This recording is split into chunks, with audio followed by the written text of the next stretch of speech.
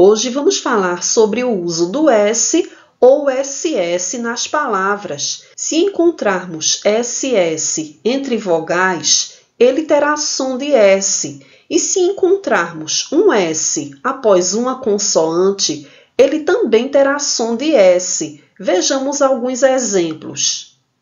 Impulso. Observe um S após uma consoante, por isso ele tem som de S.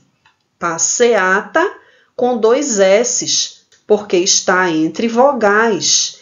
Girassol com dois S's. Pessoa com dois S's. Osso com dois S's. Assado com dois S's. Pulseira com apenas um S, porque está após uma consoante.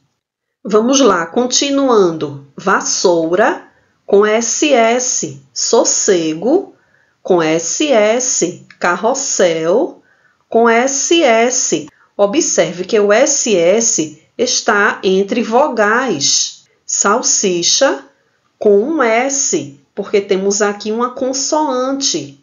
Passeio com dois S's. Pêssego, SS. Cansado, um S. Observe que ele está após uma consoante. Progresso, com SS. Assobio, com SS. Sucesso, com SS. Conserva, com um S. Observe que ele está após uma consoante. Assinar, SS. Bolso, apenas um S. Falso, com um S também. Observe que não usamos SS após consoante, nem no início das palavras e nem no final das palavras. É isso aí!